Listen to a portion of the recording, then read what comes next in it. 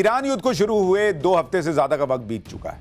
इस जंग ने सिर्फ ईरान, इजराइल या अमेरिका को प्रभावित नहीं किया, बल्कि ईरान युद्ध के साइड इफेक्ट्स एशिया पर भी पड़ने शुरू हो चुके हैं। बाय एंड लार्ज कहें तो यह युद्ध एनर्जी क्राइसिस के अलावा लोगों की कॉस्ट ऑफ लिविंग पर भी सीधा असर डाल रहा है।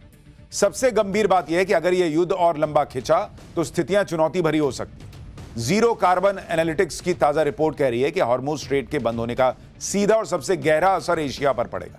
यह एशिया और यूरोप में गंभीर ऊर्जा संकट पैदा कर सकता है।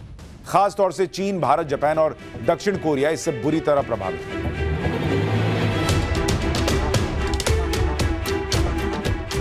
स्ट्रेट ऑफ हॉर्मुज के ब्लॉक होने से सबसे ज्यादा प्रभावित एशियाई देश है, क्योंकि उनका तेल इसी रास्ते से आता है। खासकर चीन, भारत, जापान, दक्षिण कोरिया के अलावा यूरोप के कुछ देशों पर भी इसका असर हो रहा है। हालांकि ईरान ने यह भी साफ किया है कि मित्र देशों के लिए स्ट्रेट ऑफ हॉर्मुज खुला रहेगा। Of the people of the India is our suffering and vice versa, and for this reason governments of India help us, and we should help the governments of India because we have common faith, common interest. We believe, as an ambassador in India, we believe that common faith, we have common faith in the region. And for this reason, all the high-ranking officials from Iran instructed the embassy of Iran in India that paved the way for the Indian government. Bharat ने पिछले 1 दशक में अपनी ऊर्जा जरूरतों को diversified किया है। सरकार के मुताबिक कच्चे तेल और ईंधन से संबंधित किसी भी हालात से निपटने के लिए भारत अच्छी स्थिति में है। भारत ने आम आदमी को वैकल्पिक विकल्प प्रदान करने के लिए केरोसिन उत्पादन में भी बढ़ोतरी की है। तैयारियां अपनी जगह, पर यह भी सच है कि वैश्विक ऊर्जा की चेन के बिगड़ने से अर्थव्यवस्था पर असर पड़ सकता है।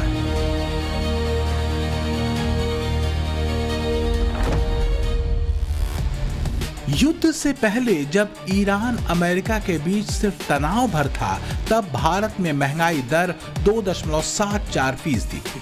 फरवरी में इस तनाव के चरम पर पहुंचने पर यह बढ़कर 3.21% हो गई। युद्ध शुरू होने और अभी बने रहने के बीच मार्च में महंगाई दर क्या होगी ये कहना मुश्किल है, पर यह तय है कि ये बढ़ेगी ही बढ़ेगी। महंगाई को कंट्रोल करने के लिए आरबीआई को इंटरेस्ट रेट बढ़ाना होगा। अगर ऐसा हुआ तो लोन महंगा होगा, इससे भारतीय अर्थव्यवस्था की रफ्तार धीमी हो सकती है।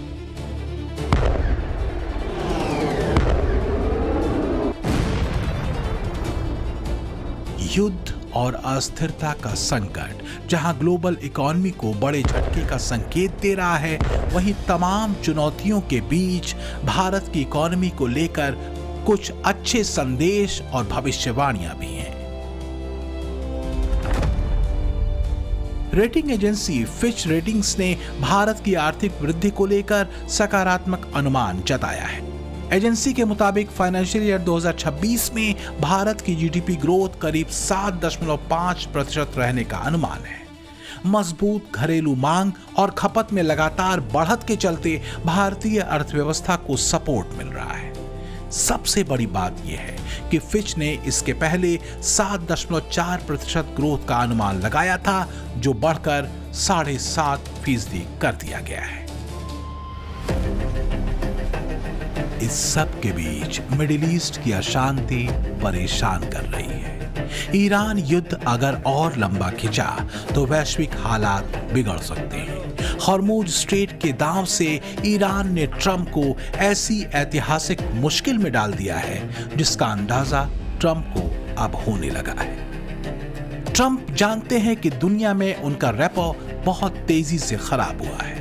अमेरिकी मीडिया में भी ट्रंप एक बुरी तरह कंफ्यूज्ड लीडर के तौर पर देखे जा रहे हैं। इससे ज्यादा ट्रंप के पास बताने के लिए कुछ भी नहीं। अब गेंद ईरान के बारे में है और ईरान के पास हॉर्मुज स्ट्रेट है, जिसका वार उसके शाहे ड्रोन से भी ज्यादा व्यापक, गहरा और असरदार है। ईरान ने ट्रंप और अमेरिका को सिर्फ सैन्य स्तर पर चोट नहीं पहुंचाई है, बल्कि ट्रंप की सनक ने अमेरिका की पूरी वैश्विक साख पर भी असर डाला है।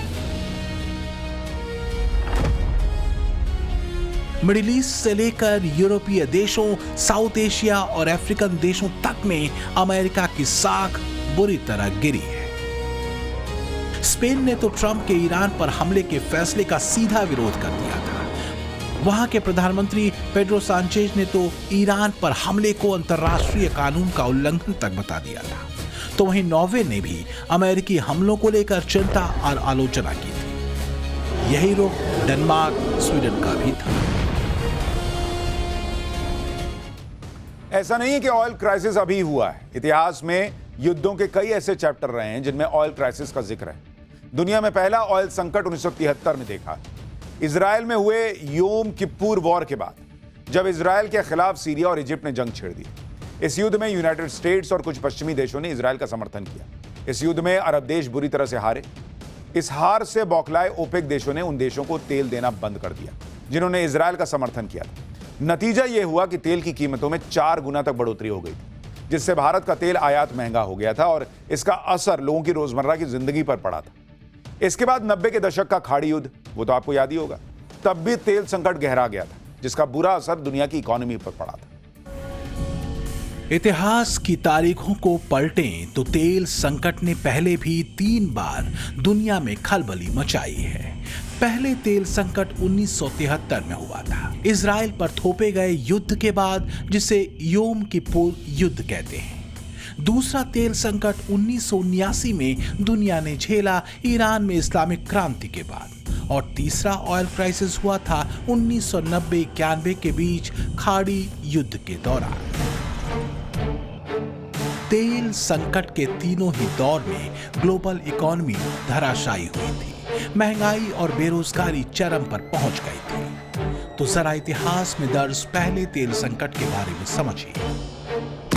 वो दौर अक्टूबर 1973 का था, जब मिस्र और सीरिया ने मिलकर इजराइल पर हमला किया था। यह हमला तब किया गया था जब इजरायली अपना पवित्र योम किप्पूर पर्व मना रहे थे।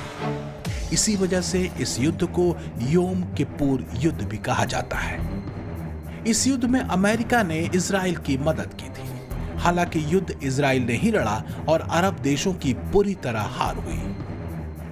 इससे चिढ़े अरब तेल उत्पादक देशों ने योम किप्पूर युद्ध में इजराइल का समर्थन करने वाले देशों को तेल निर्यात बंद कर दिया था। इससे वैश्विक स्तर पर तेल की कीमतें 300% से ज्यादा बढ़ गईं और ईंधन की भारी कमी हो गई थी।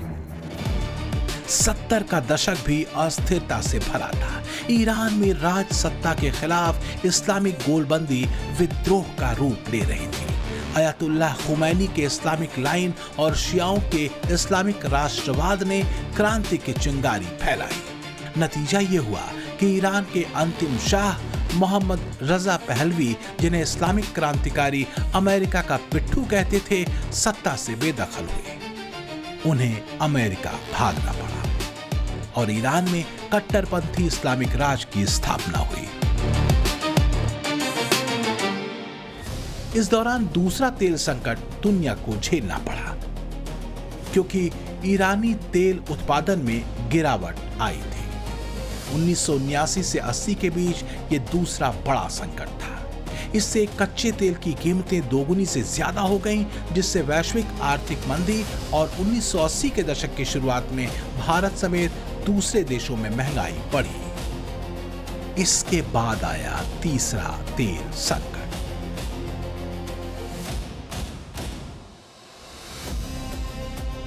90 के दशक की शुरुआत में वो दौर खाड़ी युद्ध का था।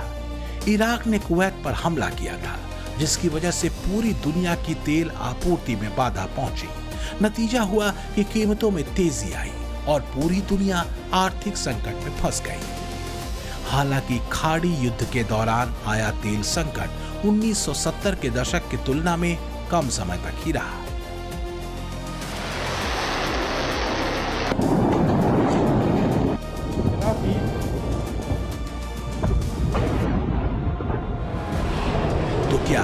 ईरान युद्ध और होर्मुज के ब्लॉक होने पर यही नियम लागू होता है, यानी लंबे समय तक होर्मुज स्ट्रेट का बंद होना संकट को गहरा सकता है। अमेरिकी मीडिया में चर्चा तेज है।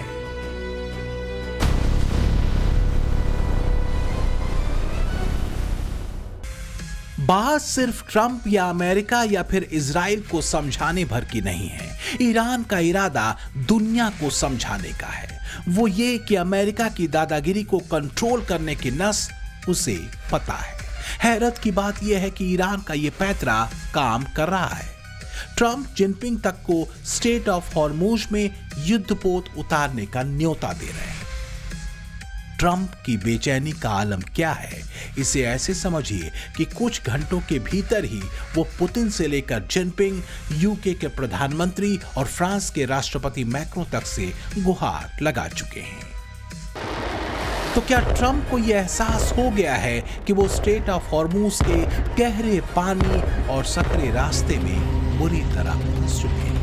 क्या इतिहास में अमेरिका की एक और बड़ी हार वियतनाम और अफगानिस्तान के बाद ईरान में होने जा रही है?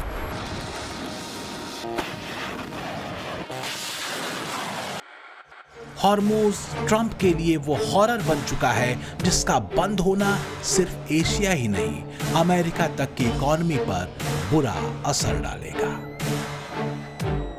ट्रंप कह रहे हैं वो रास्ते तलाश रहे हैं, लेकिन अफसोस सारे के सारे रास्ते हॉर्मुज स्ट्रेट की तरह ही बंद हैं। फिलहाल तो हैं।